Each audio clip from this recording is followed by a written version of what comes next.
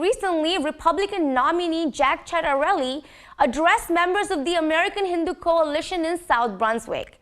With this mission to build a stronger America, the coalition is a nonpartisan, nonprofit advocacy organization that promotes the interests of American Hindus and others who subscribe to Hindu principles in the fields of politics, public policy, legislation, and regulation. The coalition also builds public awareness of the issues facing American Hindus and strives for prosperity and safety through limited government and a strong national defense platform. Addressing the coalition members, Mr. Ciattarelli promised to be their voice if elected.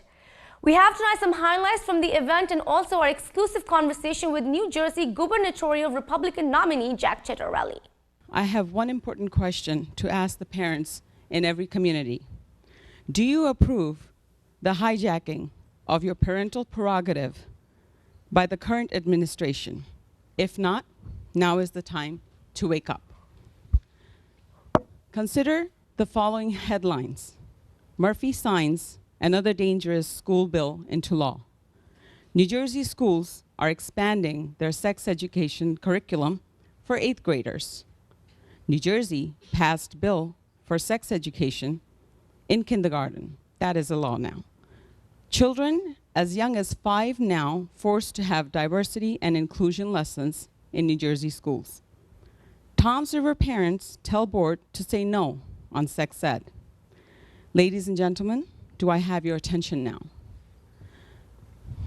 On March 2021, legislation A4454 was signed into law by the Murphy administration. That document listed several aspects of inclusion, but also instructs school to incorporate culturally sensitive topics such as sex ed, gender identity, and gender expression into the curriculum for K-12 students. Most are saying that New Jersey is a very democratic state. It's more Democratic Party leaning, and a lot of the South Asian community supports the Democratic Party and have lost their faith into the Republican Party. My question to you is, how will you gain their faith back, and what do you have to say to them? My experience has been that the values of the South Asian community here in New Jersey are Republican values. They're all about family, they're all about education, they're all about low taxes, they're all about business ownership. And that's what the Republican Party represents. So I look forward to working in partnership with the South Asian community here in New Jersey once I'm elected governor. What do you have to say about their capabilities and contributions to New Jersey as a state? Without a doubt, South Asian Americans that live here in New Jersey have made New Jersey more intellectually vibrant, more culturally vibrant, and certainly more economically vibrant. And I love that they're part of the fabric of New Jersey. We are the most diverse state in the country, and I think there's power and beauty in that diversity. You know, I have to ask you while I have you here, there's a lot being said about vaccine mandates, vaccine awareness, what should be done, what shouldn't be done. What is your take on COVID-19 vaccine and the importance of it? What would you like to say to our viewers about it? Because New Jersey is the most diverse state in the country, I think that we always have to be mindful and very respectful of all the cultures that are here, all the heritages and all different viewpoints. And so I'm not for vaccine mandates. I am vaccinated. I promoted my vaccination. I encourage people to get vaccinated. But I will never take that choice away from people. My job in promoting, preserving, and protecting the public health and safety is to give citizens all the information they need to make an informed decision. But then it is their decision. I think that's the way to be respectful of all the various cultures and diversity we have here in New Jersey. Early voting is starting just tomorrow on Saturday, October 23rd. How are you looking at it? How important do you think it is for you to have a lead in early voting? The only vote that counts is the one that comes to the final count on November 2nd. So we encourage people to vote early if they have the opportunity to do so, and then we'll count all the votes on November 2nd. But we see this election working out very, very well for Jack Ciattarelli. Perfect. I would love for you to give one last message to our audience. Happy Diwali. Thank you so much for your time. Thank you. Thank you. So I questioned the governor as to why are the educators in the line of fire? Did anyone keep the teachers in loop when all of this framework was being laid out, when this big decision was being taken?